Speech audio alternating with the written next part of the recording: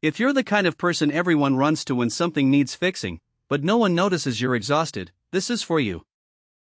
If you don't change this, you'll keep giving away your evenings, your money, and your peace to people who barely say thank you.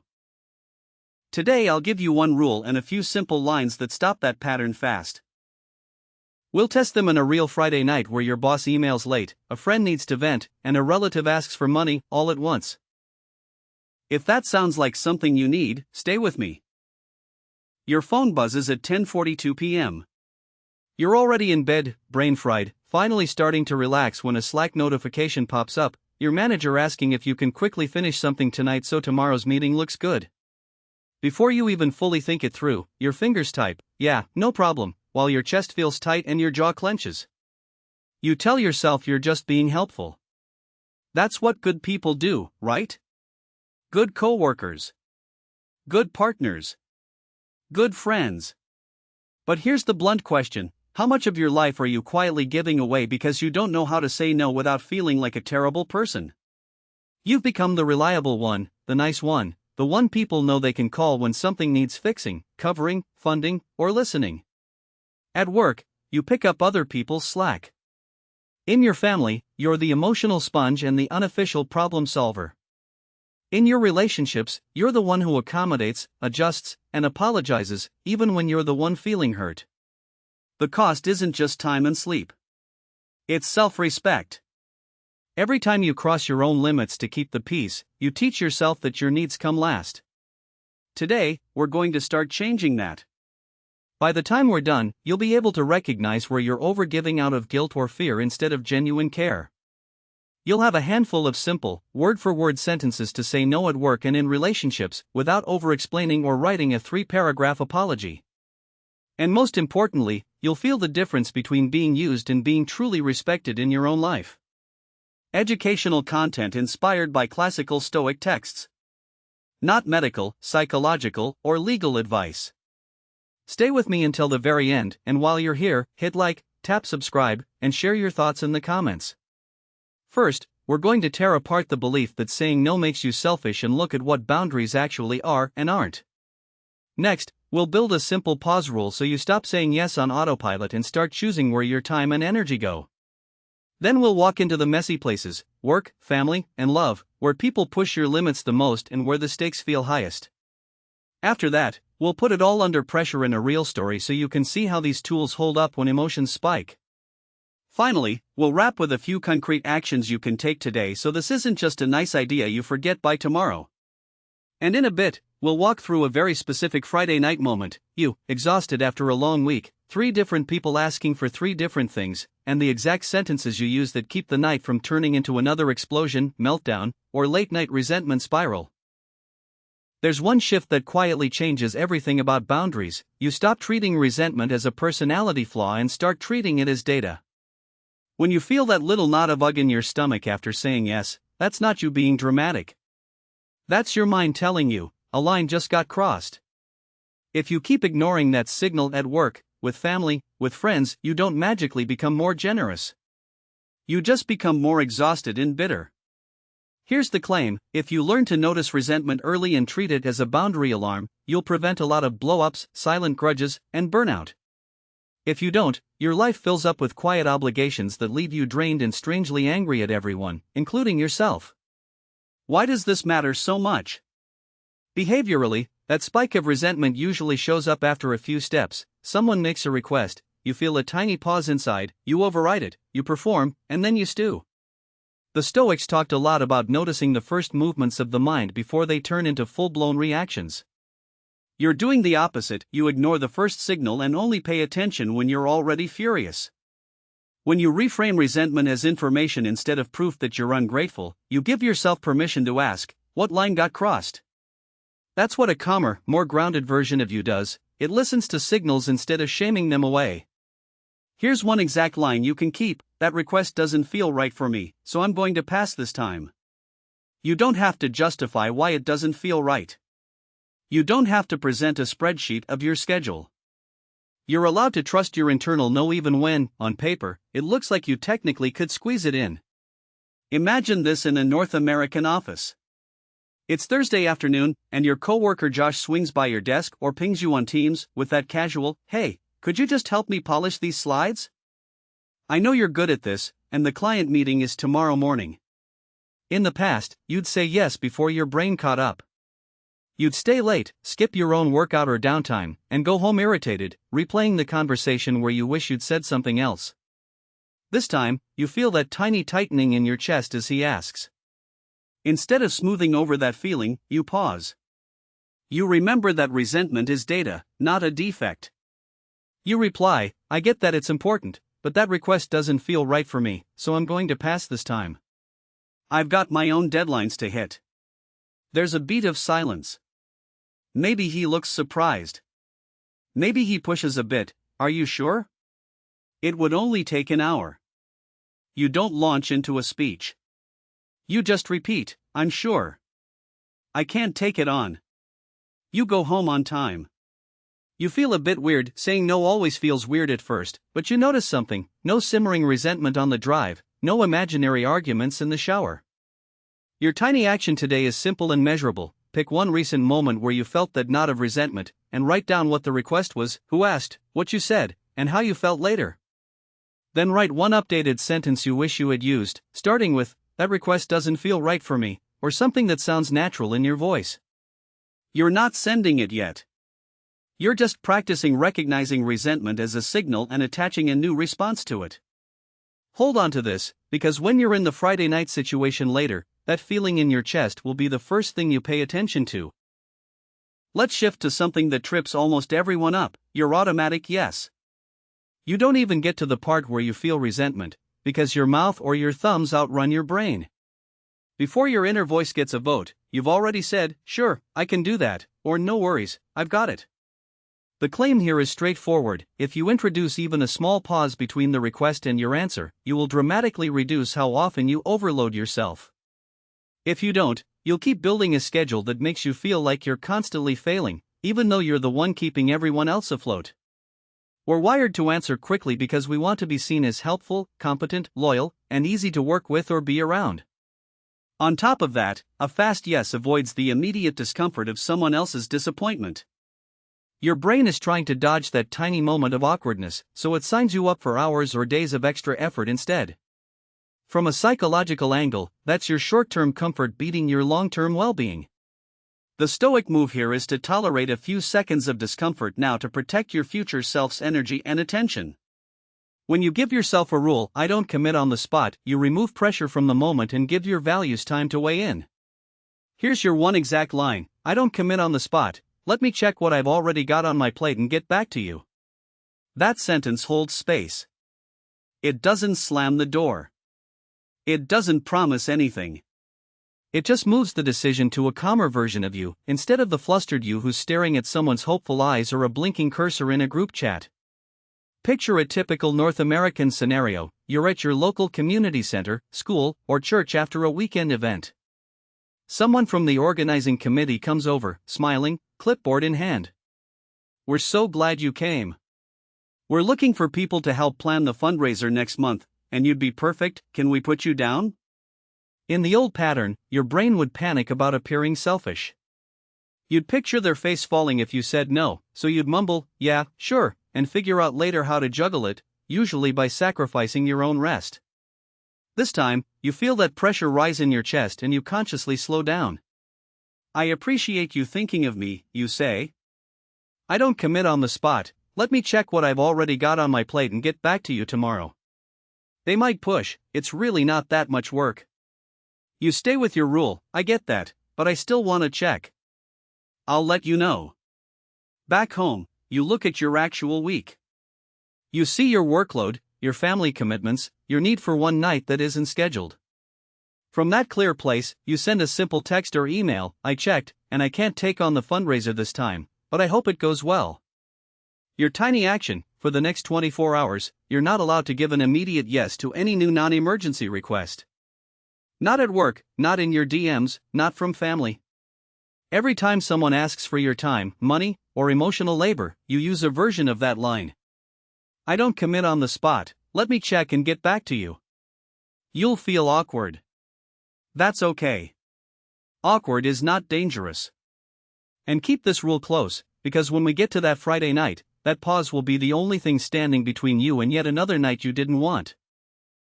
Now we need to talk about the two emotions that hijack your boundaries more than anything else: guilt and fear. Guilt tells you that saying no means you're a bad friend, partner, kid, parent, or employee. Fear tells you that if you stop overgiving, people will leave, get mad, or think you're selfish. The claim here is this: most of your overgiving doesn't come from love, it comes from guilt and fear wearing love as a costume. If you don't separate those out, you'll keep calling self-erasure kindness. Why does this work the way it does? Many of us learned early that love meant caretaking, smoothing over conflict, or earning approval by being useful. So the moment you think about setting a line, your nervous system rings every alarm it has. Your mind plays horror movie previews: if I say no, they'll be disappointed. They'll talk about me. They'll withdraw. Underneath that is a deeper fear: maybe I'm only valuable when I'm giving. Guilt piles on top: look how much they've done for you. Who do you think you are to say no? From a behavior angle, that combo makes you say yes even when you feel like you're drowning. The Stoic move, again, is to separate what you can control, your choices, your integrity, from what you can't fully control, other people's moods and interpretations. As Seneca might say, your goodness isn't measured by how many times you abandon yourself. Here's your exact line for this: I care about you, and I still can't do that. That's it. You're naming your care without using it as a reason to destroy your own limits. You're refusing the false choice between being loving and having boundaries. Let's put this in a family money context. You live in the US or Canada, working hard to keep up with rent or a mortgage, student loans, maybe daycare costs. A sibling or cousin texts you, "Hey, I'm a bit short this month. Can you help me with $300? I'll pay you back soon." In the past, you'd feel that mix of guilt, they're struggling, and fear: if I say no, they'll think I'm selfish now that I'm doing a bit better. You'd send the money, even if it meant putting groceries or part of your own bill on a credit card. This time, you pause. You check your numbers. You see that $300 is not a small ask. You ask yourself, if I say yes, will I feel resentful? The answer is obvious. You text back, I care about you, and I still can't do that. My own budget is tight this month. You don't offer a long speech. If they push, wow, okay, I see how it is, that hurts. You breathe through it. You remind yourself, their reaction belongs to them. Your job is to live within your limits so you don't end up resentful and burned out. Your tiny action today: write 2 versions of that line in your own voice and save them in your Notes app. One for money and one for time. For example, I care about you, and I still can't send money right now, and I care about you, and I still can't take that on this week. You're allowed to copy-paste instead of panic writing new scripts every time. We'll draw on these in our later story when someone close to you pushes hard on your guilt. Let's bring this into your work life more directly, because so much of your boundary stress shows up in your job. Maybe you're salaried but working like you're on call. Maybe your role is whatever needs doing. The claim in this part is simple: if you don't set clear boundaries around your time and communication at work, other people will use your silence as permission to treat you as always available. If you keep operating that way, you don't just risk burnout, you make it harder for people to see you as a focused professional instead of an endless safety net. In most North American workplaces, especially remote ones, the culture of just one more thing has blended work and home until your phone, laptop, and brain never really shut off. Every evening ping feels urgent. Every email feels like it needs an immediate reply. From a behavior standpoint, when you respond instantly at all hours, you train your boss and coworkers to expect that pattern. You also teach your own nervous system that you're never allowed to fully relax. A Stoic approach to work would emphasize doing your duty during the time meant for it, and then stepping back. Marcus Aurelius wrote about doing the work of a human being and not overcomplicating it. Part of that, in our era, is refusing to sacrifice your entire life on the altar of your inbox. Here's your workplace boundary line: I'm offline after 6 p.m., so I'll handle this first thing in the morning. It's direct, respectful, and makes your boundary about your pattern, not their worthiness. Picture yourself in a Canadian city, working a hybrid job. It's 7:30 p.m. You're finally sitting down with dinner, Netflix, maybe your partner or roommate, when your phone lights up with an email flagged urgent. It's your manager wanting last-minute changes for a presentation that isn't until 11 a.m. tomorrow. Old you would sigh, grab your laptop, and just fix a few slides, losing your evening and stewing about how inconsiderate they are. Now you remember the commitment you made to yourself. You read the email. You double-check, is this truly a crisis? No one's life is on the line. The meeting is hours away. You reply from your phone, got this. I'm offline after 6 p.m., so I'll handle this first thing in the morning. You put the phone down. Your stomach flips a bit. You imagine your manager rolling their eyes. You remind yourself, you're allowed to have off hours. The next day, you log in on time, fix the slides, and the world doesn't end. What changes is the story you tell yourself about what you're allowed to protect. Your tiny action, choose a shutdown time for work communication tonight even if it's later than you'd like, pick something. Maybe it's 7 p.m. Maybe it's 8. After that time, you're not responding to non-emergency work messages. If someone messages after that, you'll use a version of that line the next morning, I was offline after time, so I'm handling this now. This is you beginning to act like your time is finite, not infinite. And keep this boundary ready, because that Friday night we're heading toward will absolutely test your work limits. Boundaries get especially messy in close relationships, the ones where love, history, and daily logistics are all tangled together. Here the fear isn't just, they'll be annoyed. It's, they'll think I don't care, or this will start a fight I don't have energy for. The claim here is this: without emotional boundaries, you'll end up carrying other people's moods as if they're your homework, and you'll slowly disappear inside the relationship. If nothing changes, you'll wake up one day feeling oddly numb or resentful with people you genuinely love. Emotional boundaries aren't walls that shut people out. They're lines that say, I'm responsible for my feelings and actions, you're responsible for yours. When you don't have those lines, you become the default therapist, crisis manager, or conflict sponge. Every time someone close to you spirals, vents, or lashes out, you drop what you're doing and absorb it. Psychologically, that trains your brain to scan constantly for other people's emotional weather, so you're always bracing for the next storm. A Stoic lens would remind you that you can offer support without surrendering your inner stability. You're not cold for not taking on everyone's emotional load, you're honest about what a human being can realistically hold. Here's your line: I care about what you're going through, and I don't have the capacity to talk about this right now. Notice again how care and limit coexist. You're not saying, I don't want to hear this ever. You're saying, not right now, not like this. Imagine a US scenario. It's a Wednesday night, and you've finally carved out 1 hour to do something for yourself, maybe a workout, a hobby, or just zoning out with a show. Your phone rings. It's a close friend who often calls when things go wrong. You answer, and immediately they're in full vent mode, problems at work, with their partner, with money. In the old pattern, you'd mute your show, pace the kitchen, and stay on for an hour, offering advice and validating every feeling, while your own energy bleeds out. When you hang up, you're exhausted and secretly irritated, not just at them, but at yourself for letting your 1 hour disappear. This time, you catch the pattern in the first 5 minutes. You interrupt gently, hey, I care about what you're going through, and I don't have the capacity to talk about this right now. Can we check in tomorrow instead? They might sound surprised or hurt. Oh. Okay. I just really needed to talk. You respond, I get that. Today's not a good day for me. Let's try tomorrow afternoon.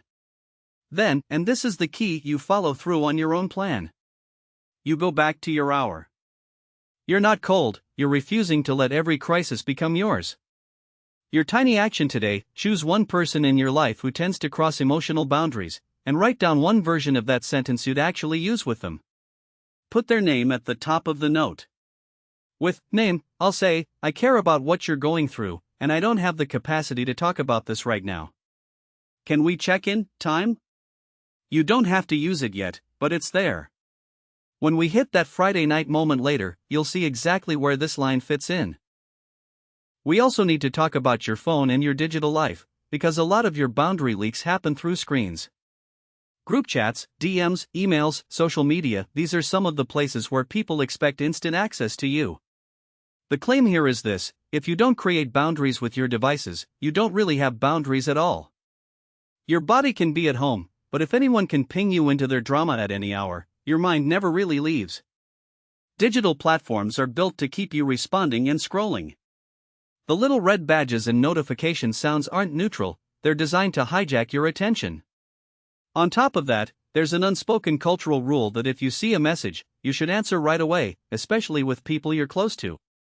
When you internalize that, you stop owning your time. You let every buzz decide what matters. From a Stoic perspective, that's the opposite of intentional living. You're letting random pings rule your mind instead of deciding what deserves your attention and when. Epictetus would remind you that what you attend to is what shapes you. Here's one digital boundary line: hey, I'm using my phone less so I might be slower to reply, but I'm not ignoring you. This sentence does two things. It normalizes slower responses, and it reassures people you care about that your boundary isn't a rejection. Picture yourself in a North American context, maybe in Toronto or Seattle. You're in a massive group chat with friends or family that never stops. Memes, arguments, news links, venting, random questions at all hours. You feel that constant pressure: if you don't respond, you're missing out or being rude. At work, your Slack or Teams is just as noisy. You wake up and the first thing you do is start clearing notifications, not because you want to, but because the red circles stress you out. One day, you finally hit a wall. You realize you go to bed feeling more connected to your phone than to your own thoughts. So you try something different. You mute the most chaotic group chat for 24 hours. Then you send a message in your close friends chat: hey, I'm using my phone less so I might be slower to reply, but I'm not ignoring you. A friend jokes: wow, look at you being healthy, but another says: honestly, I should do that too. At work, you turn off push notifications for non-critical channels. Now, instead of jumping every time your phone lights up, you check messages at set times. You'll still feel the urge to peek, but over a few days, your nervous system starts to relax. Your tiny action: today, mute at least one non-essential chat for 24 hours. That might be a group chat where nothing truly urgent happens, or a social media app that sucks you in. Then send your version of that line to one person who might notice your slower replies. It doesn't have to be dramatic: I'm trying to be on my phone less, so I might be slower answering. All good. You're teaching both yourself and others that instant access is not the same as real connection, and that lesson will matter when multiple people are pinging you on that Friday night. We've talked about noticing resentment, creating a pause, handling guilt and fear, protecting your work time, and setting emotional and digital boundaries. There's one more pillar that holds all of this up: consequences. The claim here is that a boundary without consequences is just a hopeful sentence. If you don't decide what you'll do when someone keeps crossing your line, you'll end up repeating the same words over and over while nothing changes, and your self-respect quietly erodes. Why is this so important? People learn your boundaries not from your speeches but from your patterns. If you say, please don't talk to me like that, but you stay in the conversation every time they do, the real rule is, you can talk to me like that and I'll stay. If you say, rent needs to be in by the 1st, but you keep covering for your roommate month after month, the real rule is, it's okay if you pay late, I'll handle it. Consequences aren't punishments, they're simply the actions you take to protect your time, space, or emotional safety when a line is crossed. A Stoic approach would frame this as living in alignment with your principles instead of your fear of conflict. Your line here is, if this keeps happening, I'm going to have to make a change. If needed, you can add what that change will be, like finding a new roommate, like not discussing this topic anymore, or like limiting how much time we spend together. Imagine a US situation. You share an apartment with a roommate who constantly pays their half of the rent late. Every month, there's a story. Every month, you cover it because you're anxious about the landlord and late fees. You've asked them nicely to send it on time, but nothing changes. You feel a mix of anger and shame, wondering how you ended up in this position. This time, you decide to follow through. You sit down with them a week before rent is due. Hey, we need to talk about rent, you say. When it's late, I end up stressed and scrambling. If this keeps happening, I'm going to have to make a change, like talking to the landlord about separate payments or looking for another living situation. They might push back, accuse you of being dramatic. You stay calm. I get that you don't see it that way, but I'm serious. I can't keep doing it like this. Next month, if they're late again, you don't rush to cover. Maybe you let the late fee be their problem. Maybe you follow through on looking for a different place. It's uncomfortable, but you're teaching yourself that your word means something. Your tiny action: pick one boundary in your life where you've been repeating yourself with no change. Write down, in one sentence, what consequence you're willing to follow through on. Then write your version of the line: if this keeps happening, I'm going to have to make a change, like specific action. You don't have to announce it today, but you do need to be honest with yourself about what you're prepared to do. When we hit that Friday night story, you'll see how even a small consequence can shift the dynamic without blowing everything up. Let's put all of this into real-life pressure now. It's Friday night in a North American city. You've had a long week, back-to-back meetings, deadlines, and a couple of late nights where you carried other people's tasks again. You told yourself tonight would be different. You planned something simple: order your favorite takeout, maybe watch a game, a movie, or just sit in silence. At 6 p.m., you shut your laptop and feel a flicker of relief. For once, you're going to protect your evening. At 6:15, your phone vibrates. It's an email from your manager flagged high importance. They want one last update on a deck for Monday's presentation and ask if you can send it tonight so they can sleep better knowing it's locked. You feel the old reflex kick in. Your brain whispers, just get it done. It's easier than pushing back. You notice your chest tighten, that little resentment signal from earlier in the lesson. You pause. You remember your work boundary: I'm offline after 6 p.m., so I'll handle this first thing in the morning. You type, got your email. I'm offline after 6 p.m., so I'll handle these updates first thing tomorrow morning. You hit send. For a few minutes, your mind spirals: are they mad? Did I just ruin something? You take a breath and remind yourself, you're allowed to have a Friday night. At 6:45, your best friend texts. They've just had a blow-up with their partner and want to come over to vent for a bit. In the past, you'd say yes immediately, even if it meant your evening turned into a 3-hour therapy session. You'd go to bed emotionally drained and behind on sleep, again. Tonight, you check in with yourself. How much capacity do you actually have? You realize you're already running low. You think of the line you practiced: I care about what you're going through, and I don't have the capacity to talk about this right now. You text back, I'm really sorry you're going through that. I care about you, and I don't have the capacity to talk about this in person tonight. Can we do a quick call tomorrow afternoon? They reply with a sad face and yeah, okay. You feel a stab of guilt. Your brain tries its old trick: you're a bad friend. You sit with it. You don't move the boundary. You trust that real friendship can handle one protected evening. At 7:10, your cousin messages you from another city. Hey, can you spot me $200 till next week? Rent's tight. Your stomach drops. This exact scenario played out 2 months ago, and they still haven't paid you back. Last time, you didn't say anything because you didn't want to seem petty. You remember the line, I care about you, and I still can't do that. You also remember your commitment to consequences. You text, I care about you, and I still can't do that. My own budget is tight, and last time I lent you money, it took a while to get it back. I can't put myself in that spot again. There's a long pause. Then, wow, okay. Never mind then. You feel the sting of that wow. Your old self almost jumps in to soften it. Okay, maybe just $100. Instead, you put the phone down. You walk to the kitchen, grab your food, and turn on your show. Around 8 p.m., the manager emails back, understood. Let's touch base Monday morning. No anger. No drama. Your friend sends a meme later with, thanks for not ignoring me, we'll talk tomorrow. Your cousin goes quiet, but deep down you know this had to happen at some point. As the night goes on, you notice something subtle: you're actually relaxing. You're not half watching TV while mentally drafting emails, rehearsing conversations, or calculating how to cover someone else's needs. You go to bed at a reasonable hour. Your body feels less like a clenched fist. You wake up Saturday not feeling behind on your own life. That's the payoff. You didn't win the lottery. You didn't change everyone around you. You did something more powerful. You changed your own pattern in 3 high-pressure moments: work, relationships, and money.